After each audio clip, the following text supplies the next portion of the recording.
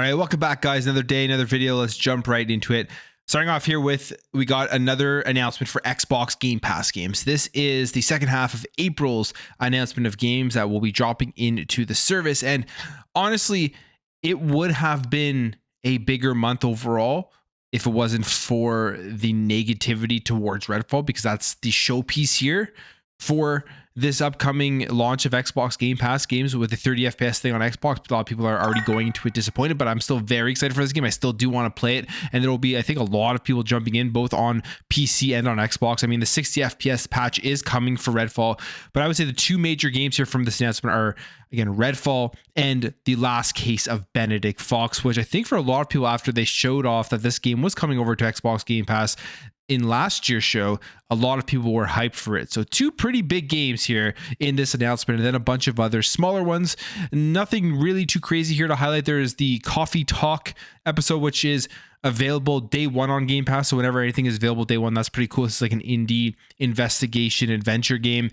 Medieval Dynasty is coming April 20th. Homestead Arcana is coming day one on Xbox Game Pass, which is April 21st. It's like a third person RPG style game where you're growing plants and stuff to power up your magic and to be able to heal the land, as it says there. I watched a bit of gameplay on it, and that one could be interesting. It potentially may check it out, but nothing that I would jump into right away.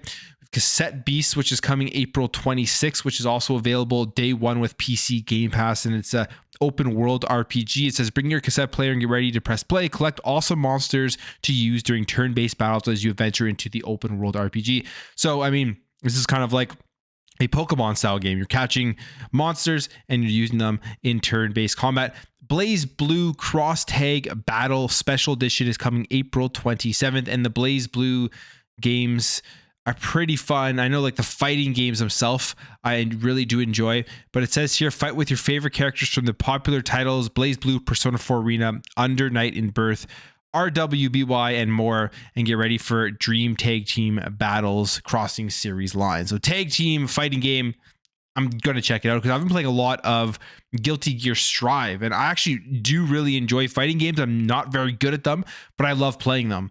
And I don't know how that works out. I lose all the time online, but I still jump in and play and try to get better at characters, and I like playing the arcade modes and the single player stuff. So I will be checking this one out for sure, as I have played previous Blaze Blue games and I do like them. And then we got the two big ones here. Last Case of Benedict Fox coming April 27th, day one. Very excited for this one. And then Redfall May 2nd. Day one as well, obviously first party Xbox game. And again, I am still very excited for this game in the sense that I am going to be playing it when it does drop on May 2nd, and I'm probably actually going to check it out on Xbox. I've kind of changed my mind on that a little bit. When the first and the announcement came out with 30 FPS, I'm like, I'm just going to play it on PC, which I will, but I do want to download it and play it on Xbox as well and just see how it plays other than the 30 FPS on the Xbox Series X, as that 60 FPS patch is coming. And we talked about this in yesterday's video. The problem isn't with the consoles themselves. The problem is with the optimization, and hopefully Arcane can get that optimization out sooner rather than later. So it's not a very long wait for the 60 frames per second. And if this game is extremely fun and people are enjoying it, you're going to see a lot of people completely forget about that 30 FPS stuff. It will just go back to being one of those talking points to be angry at any time Xbox makes a mistake. But at the same time, it's definitely something worth talking about, because if you're an Xbox fan, you want them to make sure that their first party games are on track and that they aren't botching releases, because even if it isn't the worst thing in the world, if you follow the gaming industry, if you're involved in talking about gaming and you're a fan of the console, it makes you feel like you are getting gypped a little bit when you're seeing other first-party games not having similar issues, or at least, I mean, the PS5 and the PlayStation, when they release their first-party games, there generally aren't that massive issues if you don't count like The Last of Us on PC. But let's also think about like Nintendo. They haven't had the squeakiest clean first party releases in terms of performance. You think about the latest Pokemon game that came out, how terrible of a release that was in terms of the way that the game performed, and it took them a while to get an update out there to stabilize the game. But the kicker with that game was it's really fun, and people completely looked past all of the performance issues. It's still sold insanely, and that's why I say, if the game is good and the game is fun, when this game drops on to Xbox Game Pass on day one, even at 30 frames per second on the Xbox consoles, people will forget about it. They will still have fun playing the game. But let's stick on some other first party stuff here that kind of goes back to, again, with marketing and PR stuff here.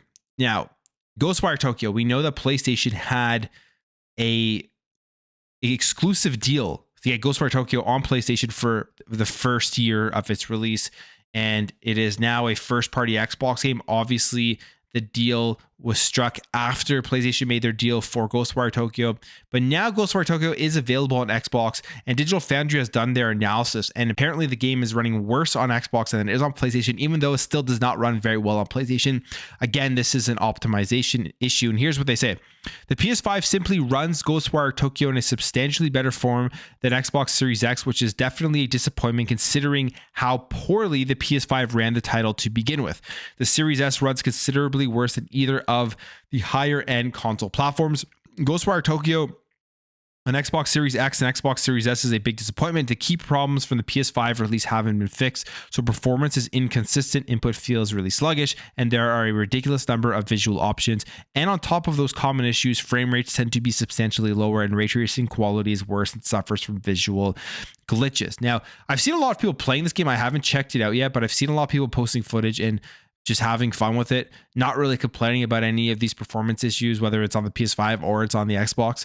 So again, another one of those things, if the game is good, people will look past it. But here is the thing, as an Xbox fan, as people out there watching this video who are Xbox fans, Xbox, the main thing that they need to do here is get this stuff under control, because I think the more that this happens, where their first party games aren't running at least equal across the board and not launching with performance issues, the more that piles up, it's going to turn into one of those narratives that people will always latch onto, and it will not go away, even if it eventually becomes false. Like if you think about the narrative that Xbox has no games, has no first party games, just has nothing to play on the platform, people still throw those stupid narratives out there when they are obviously completely not true.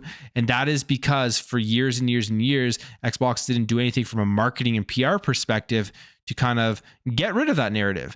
And it's a big thing. During the Xbox One generation, I found that their marketing department was really bad. It was better so far during Xbox Series X and S, but it's been falling off over the last year or so. And I don't know what is going on, but Xbox needs to get the marketing and PR stuff better here and start getting these releases perfect for when they do come out. I mean, you can't be perfect across the board for every game, but there's no reason why Tokyo Ghostwire should be running worse. Only thing I can think of is maybe they weren't allowed to optimize or do very much with this game throughout the entire year that it was on the PlayStation platform exclusively because of the deal that they had made. And maybe that definitely hinders it. But I think going forward, we'll see less and less of this.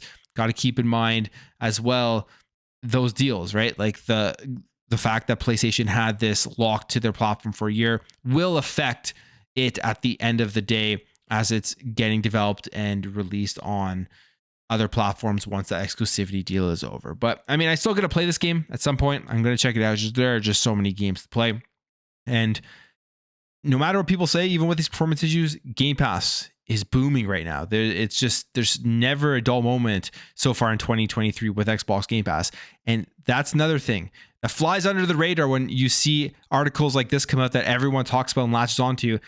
It's a shame because it takes away from how good the Xbox platform has been in 2023 and how many games there have been to play and how good Xbox Game Pass has been. But we will move on from that. Let's talk about some Nintendo Switch news, some Nintendo news. I like my Nintendo Switch. I know I focus a lot on Xbox news on the channel, but I play everything. Play my Switch, I play my PS5, I have PSVR 2, play my Xbox. And the Nintendo Switch, I'm very interested in when the Nintendo Switch 2 is going to be dropping, as I think 2024 is a pretty decent bet that they are going to have something for us. And I feel like we'll be getting an announcement sooner rather than later. But we got this interesting video here from Austin Evans, who took a Nintendo Switch 2 substitute kit. Now, obviously, it's not an official, we don't know what the official specs are of the Nintendo Switch 2. This is kind of just putting together information based off, I think, leaks and stuff like that, and estimating what the Switch 2 would be like. and he put together a development kit and did some tests on it. And I'll just quickly break down exactly what was in this development kit. So first of all, he opens up the kit to show off the SoC and describes its key specs: 8-core CPU and GPU with 1024 shader processors alongside 16 gigabytes of DDR5 RAM. And the Switch 2, they say, is going to be utilizing an underclocked AMD Ryzen 7 2700X at 2.25 and underclocked NVIDIA GeForce GTX 1650. And what he did with this kit is that he took screenshots and tested The Witcher 3, Apex Legends, and Fortnite, and says that the Nintendo Switch 2 dev kit substitute offered much better output than its current Switch OLED model rival. We take a look here at the results. You look at the Nintendo Switch 2 guess or estimation as to what it's going to be like. Had The Witcher 3 running at 1080p 40 to 50 frames per second, whereas on the Switch OLED, docked was running at 720p 30 frames per second, and in handheld 544p at 30 frames per second. Apex Legends on the Switch 2, 60 frames per second. Apex Legends on the current Switch, the OLED, 720p 30 FPS docked and 512p 30 FPS in handheld. Then Fortnite, 120 to 140 FPS on the Switch 2, and then on the Nintendo Switch OLED, docked at 880p 30 FPS in handheld mode at 660p 30 FPS. So obviously a substantial jump in the performance if this would be somewhat realistic as to what the Nintendo Switch 2 is going to have. And it begs to ask the question, how much would this cost? Nintendo obviously would want to release the Nintendo Switch 2 at around the same price. I would say I would be surprised if the Switch 2 came out higher than a $399 price point. I think that's really where they want to hit, maybe $450 at the very most. And are they going to be able to get this type of performance out of a handheld hybrid? Because one of the big things with the Nintendo Switch, why they really have to cut down on other parts such as the internals, is because they have a screen on there. It's a handheld. There is more stuff in there that costs additional money rather than just making it an actual console that just plugs into your TV. So we'll see what happens. And the other thing here is, we know that Xbox has signed a deal with Nintendo for 10 years for Call of Duty, and that they said that it will be the same version across all of the platforms. It won't be just a cloud version of that game. And I believe with the specs currently here, well, yeah, definitely with the specs currently here, they would be able to provide a relatively decent version of Call of Duty, similar to what we are getting right now on the Xbox Series XS and the PlayStation 5. Obviously, there will be some different changes in like the graphical fidelity of it, but they will be able to get a game here that runs and plays the same way as you would play it on these current gen Xboxes and the PlayStation 5. So it'll be very interesting to see what the Nintendo Switch 2 is going to be. I'm excited about it. I love my Switch. I love Nintendo games. So I hope that they bring a little bit more power than just making it a slightly more powerful than the current Switch. I hope that it's more even along the lines of something like the Xbox Series S. I think would be very cool because you could have a pretty cool handheld with that, but we'll see. Who knows? It's always hard to tell with Nintendo what they are going to do, because we know that for them, power, that they don't care. They don't care to compete in that arena. To them, it's not a big deal. But we'll jump over here to this next thing that I'll talk about. And again, the handheld gaming. It's not the Nintendo Switch, and it's not the Steam Deck. It is the Asus ROG Ally. Now, handheld gaming, handheld PCs are just becoming the rage now in the gaming industry. I really think the Steam Deck kicked it off and made it much more accessible to people wanting it more, because the price point of the Steam Deck is pretty decent for what you are getting under the hood. And it looks like now we have some leaked information about Asus's ROG handheld gaming PC, which we saw the announcement. We saw that it was real. We didn't know exactly what was going to be in terms of specs. And here is what has been leaked so far. Now, this is a post published on Twitter by user Hi-Fi Hedgehog. They say, sharing the post that was previously deleted, specification was reportedly revealed. Again, rumor, definitely take this for a grain of salt. It says AMD Ryzen Z1 series, spec is unconfirmed. Display will be full 1080p HD, 120 hertz display. So that's a nice upgrade on the current Steam Deck to have that 120 hertz. 16 gigabyte DDR5 RAM, dual channel, M.2 2230 512 gigabyte PCIe Gen 4 for the storage, and about 600 108 grams. Now, when you look at this, they say here, by comparison, the Steam Deck has a lower resolution display capable of running at 60 Hz undocked. It uses the AMD Zen 2 processor, 16 gigabytes of RAM, and at the most 512 gigabytes of storage using an NVMe SSD with a micro SD card expansion. So realistically, on paper here, you look at this, very close in specs. One of the big advantages with this Asus version would be obviously that display, that full 1080p 120 hertz display. People will be attracted to that versus the 60 hertz display on the current Steam Deck, but the pricing is going to be the main thing. And when I first made the video talking about this, how it been announced, people were thinking this was going to be like a $1,500 device or easily over $1,000. And we'll wait and see, because they say alleged leak revealed the purported release date and pricing structure for the ROG Ally, suggesting it'll drop in October of 2023 and retail at anything from $649 to $899. Now, we know with the Steam Deck, it goes from about $400 all the way up to $650, depending on the model that you get.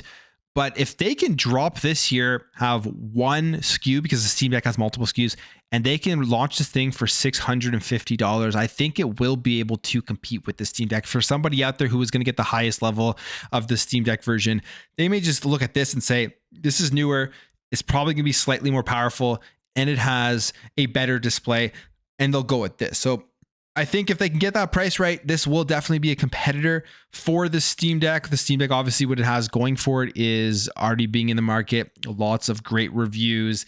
It's Valve, links right with Steam. A lot of people like that as well. But what I would love to see with this is some sort of Xbox Game Pass integration with like a mobile version. We saw, again, in a video I was talking in last week, that there was the hackathon thing at Microsoft where somebody had created a mobile friendly version of Xbox Game Pass that would work perfectly on something like the Steam Deck and these handheld gaming PCs.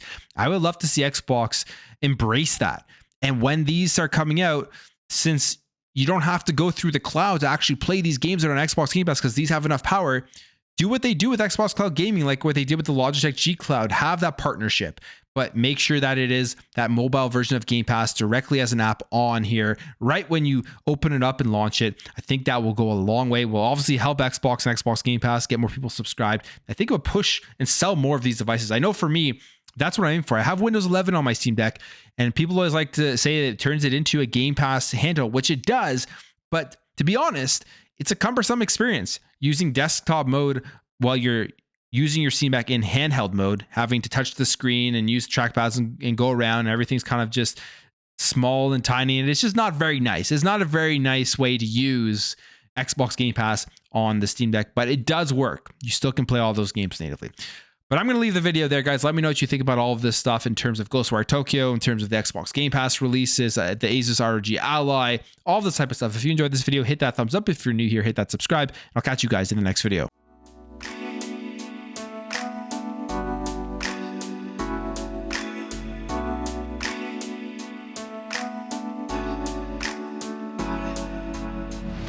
Bye.